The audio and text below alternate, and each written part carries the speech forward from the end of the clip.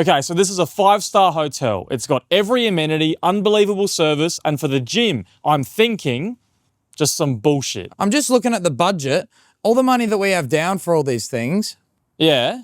Well, we could easily afford a squat rack, a bench press, a pull-up bar, and weights of every kind. Why don't we just get all that? Don't be fucking ridiculous. We want people to come here and do 2 hours of cardio and then lift weights at a middle school level. It's the point, Jackson. We have a perfect hotel in every way, and then we have a fuck-ass gym in there. We all get stuck in a hotel gym eventually. The repetitive patterned carpet, the cubicle feeling, the worst possible machine selection, and these like plastic coated dumbbells that literally never go past 50. I spent last week in one and it was actually well kitted, but then on the second day, they, for whatever reason, decided to renovate it, which meant they moved a few pieces of kit into like a carpeted boardroom and called that a gym. It brought me right back to one of the most frustrating parts of traveling while trying to maintain fitness, the dreaded hotel gym sessions.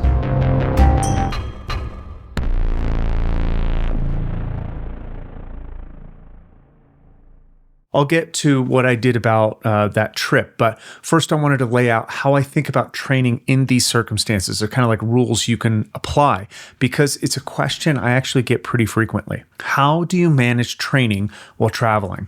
Okay, so hotel training is filler training. Its job is to keep the practice going, keep it intact when the conditions don't necessarily support progressive overload.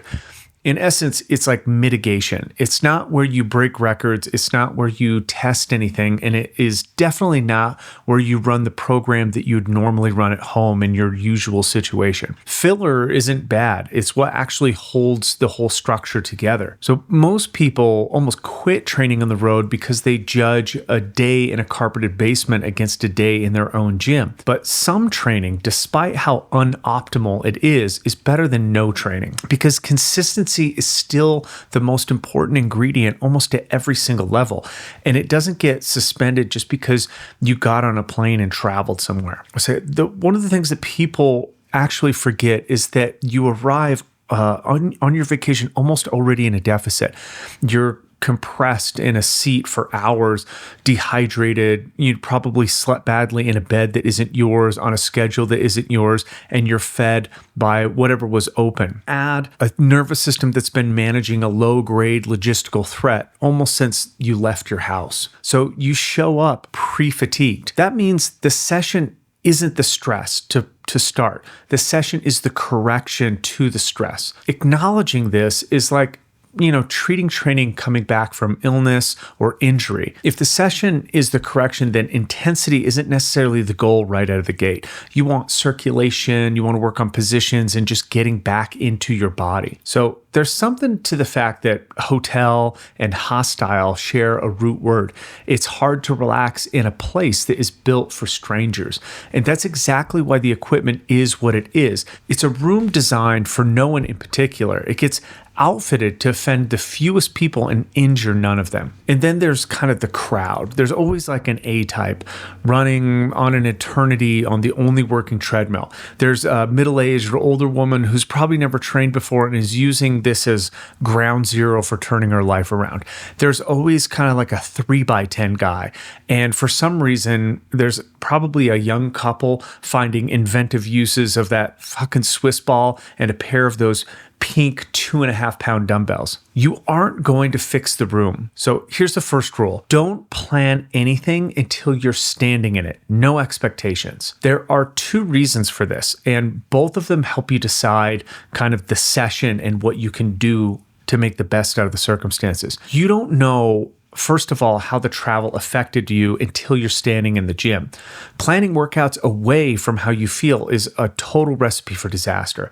So yesterday's version that you wrote this workout for, that body almost no longer exists. And you don't know what's in the room or what's working. It doesn't really matter what the website said. There could be, busted displays on the rower, a rack missing, or pairs of dumbbells missing, or no bench, or the bench is broken, or somebody's occupying something for like 40 minutes. Or in my case, it's a beautifully equipped modern gym that gets closed and reduced down to the bare minimum without notice. So Walk in, start warming up, and use the warm-up as kind of reconnaissance. The inventory takes about 90 seconds just to check machines, find the heaviest usable implement, check if the cardio pieces actually work. How much free space do you have? How many people are in the way? And then build a session while you get a general warm-up in. The session comes from better understanding what you have available, not just hoping that it's available. So rule 2, never plan on going hard. Just plan on showing up and then let the room and the body vote. You'll be surprised how often the vote comes back and tells you to go for it. But try and push this despite reading the signals, and it's a surefire way to have a frustrating experience. You can end up getting hard training in, partly because the combinations that are available to you are simple. So a rower, a burpee, and a pair of 50-pound dumbbells is potent precisely because there's nothing to think about. Complexity is where intensity goes to die. And the other part is because I'm still, at least partially, concerned with not being like the crowd I'm standing in. The average person in that room in a hotel gym is not training hard.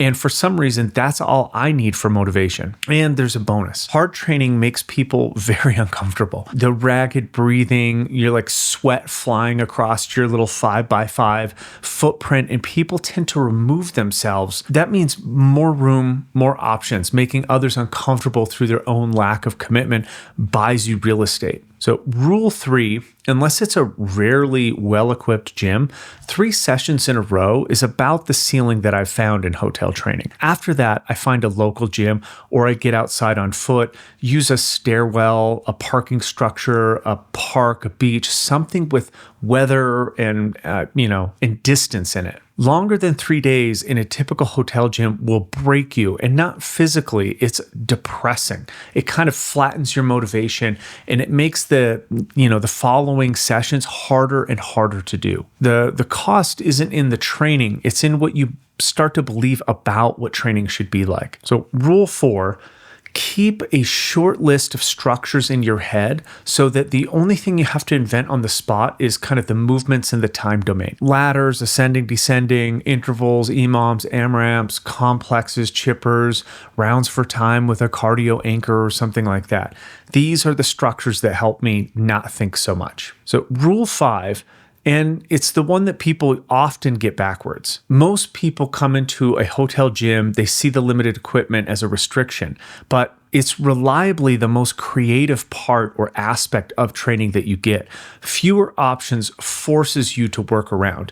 You go back to body weight movements you've neglected. You find variations you stopped doing the day the loaded version became available. You discover maybe a 50-pound dumbbell is heavy if you make it heavy. You use tempo and unilateral options, longer sets, worse leverage. You even incorporate less rest. One of the hardest sessions in memory was in a broken down hotel room in Vegas. Their gym was closed for maintenance, so I decided to do 100 split jumps on each leg 4 times, but every time I broke, I would do a set of 10 burpees. This was annihilating. A full gym lets you avoid your weaknesses forever because there's always a machine that lets you avoid them. A bad gym doesn't offer that. It forces you to kind of think outside of your usual circumstances. So don't run the session like you would run it at home. The fastest route to frustration and the most common reason people abandon training on the road. So don't test anything. Don't chase a number. Don't do anything that needs a spotter, a good night's sleep, or even a good day. Training is supposed to serve how you feel. Don't use it to reinforce how bad you feel. That's a framework that has helped me over the last 15 years of training and traveling. And here is kind of like what an actual week looks like. We generally consider training facilities when we choose a place to stay. It's very important to us. And this one was good. We've been there before, and it's a fantastic gym. They have, squat racks and barbells and a cable machine. They have pretty good cardiovascular machines like a rower and a good treadmill. They even had a rope pull machine, and they have like dumbbells in the 80s, 90s, and 100s. But the second day we were there, they closed it. I was annoyed mostly because I had expectations, and that goes against the first rule. And then I got probably better training out of it than I would have gotten otherwise. Mostly mostly because I had to adapt and make the circumstances fit towards what I wanted to do, which is like the rare thing. So one of my rules is train as soon as I can when I land, within reason. But if it's before 10 p.m., I'm probably going to at least do something. So as soon as I got to this hotel, I grabbed my shorts before I even unpacked and headed to the gym. This is a habit that I've built over the last decade or so. It sets the tone and it kills the antsy feeling I get for sitting on my ass for 6 hours. I didn't want to think anything through, so I picked a 10 to 50 ladder and picked 4 movements with it. Row calories, run calories, lunges, and air squats. It took me about 30 something minutes. I was not moving fast, but it felt better than sitting on a plane all day and then grabbing some kind of heavy dinner and then trying to sleep. This is nothing clever. It's long, aerobic, and it put me back in my body, which was the entire point. I was just trying to correct the way that we traveled, not just add to the burden of it. The next day, because I slept pretty well, I did inventory fairly quickly and found, amazingly, that their cable machine, their lat pull down goes up to like 240 pounds. So the session literally just got built around that. So I worked up to heavy, pull downs, 3 sets of 10 until the 10 was a max, then a 10 to 2 descending ladder. The rest squeezed down so that each rep was like almost near failure. And then right into some single leg rows. Then, interesting enough, because I had a cable machine, I worked on the ENGs, that eccentric neural grooving that is so weird for people to understand, but it's a huge signal. And because I was on the cable machine, I was planning on using kind of like Russian twists or something like that, but they had a landmine actual station, so I set up a single-sided press instead. So same kind of trunk engagement, but actually a little bit more fun to train and using what's right in front of me. So I didn't plan this beforehand. I had a kind of a concept in my head that I wanted to work, center mass or lats. And I just devised it on the day based off of, what was available, what equipment was available, and how many people were in the room. The next day, I still had a progression to hit in the endurance manual. So I had a 60-minute alternating EMOM. I picked a rower, step-ups, treadmill, lunges, kettlebell swings, and burpees. The burpee is in there on purpose because it acts as a governor and makes sure that you're going slow enough. And the other stuff was just the things that were available for that long. So there was no warm up. I just got right into this. And this session ended up being pretty fun. This is also something that you can do in almost any hotel gym, like an hour of work. This was a serious amount of work. And it got done with basically a box, a rower, a treadmill, and a kettlebell, which you could sub for a dumbbell. This 4th session was crazy because I showed up to the gym and it was closed. And I went to the place that they reset up in order to be like, a hotel gym or whatever. And it was a windowless room and I just didn't want to use it. So this is where you find out whether you have kind of a practice or a schedule. If you have a schedule, the closed door kind of ends it. You go get breakfast instead, you tell yourself you'll just like double up tomorrow, but you never do. If you have a practice, a closed door is just a change in equipment. So I had a leg day planned and they had a, squat machine, a pendulum machine in there that I wanted, but I just ditched it. I didn't want to be inside anyway. So I actually just headed to the beach. I looked at the terrain and I let the terrain pick the session for me. So I used a familiar ladder, a 3 to 30 by 3s, and then body weight lunges, squats, push-ups, and 400-meter run to start, and then 300, 200, 100 in between the sets. So it's 165 reps of kind of each movement and nearly 100 degrees, and the humidity was like staggering. That's actually the challenge. But here's what people miss about the sand. Sand is a loading feature. It doesn't just look like one. You lose ground and reaction force, and every step steals energy that should have come back to you. So although this was body weight, my feet, calves, my whole posterior chain is working through a leverage disadvantage. There's no dumbbell or weight that was needed. It was just a different kind of trial. So it's the same principle as making a 50-pound dumbbell heavy. Sand does it for free. You could run this session anywhere. It works best if you have a run in sand, but honestly, it fits in almost any terrain. And it was probably one of my favorite things that I did while I was traveling. On the 5th session, I'd been wanting to thread real intensity into the week. And by then, I had a frustration to aim. I picked an IWT because I can throttle it. It gives like pretty clean feedback on a couple of metrics while I'm building intensity in, and it barely needs any equipment.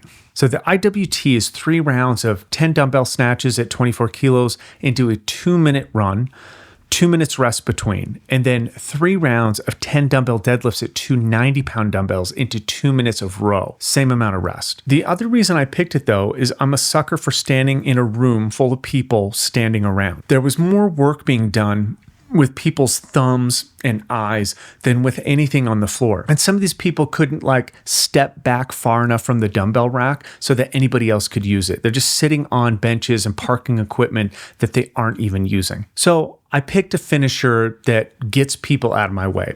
There's nothing quite like a burpee broad jump for good effect, and a death by is probably my favorite way to do it. So that's 1 on 1 minute, 2 on the second minute, 3 in the third minute, up until failure. So that's the correct outcome. Heat, travel, a week of improvised sessions. The numbers are supposed to be down. If you're chasing home numbers on the road, you've totally misunderstood what you're actually trying to do when you're partaking in like travel training. So out of 6 days, I got 5 sessions in, 2 of them in a real gym, 1 in a room that used to be a gym, and 1 on a beach. And I'd put the beach session against anything I did indoors that week. The training was not as good as what I would have done at home. I neglected a few things. I didn't get as much mobility or shoulder work as I wanted. I didn't go as long as I wanted, but it was training that I actually enjoyed. And now that I'm back, I don't feel like I lost a week of time and I don't feel stagnant. Probably best of all, I'm actually excited to train. So here's a rundown. Plan nothing until you're standing in the room. Never plan on going hard. Plan on showing up. 3 days max. Keep a list of structures with you to make it easy. Don't test, don't chase a number, but more than anything, be resourceful. And don't apologize for taking up space. On the road, you're usually the only person in the room who actually came to work. The full sessions are on the site. The companion article is linked down below.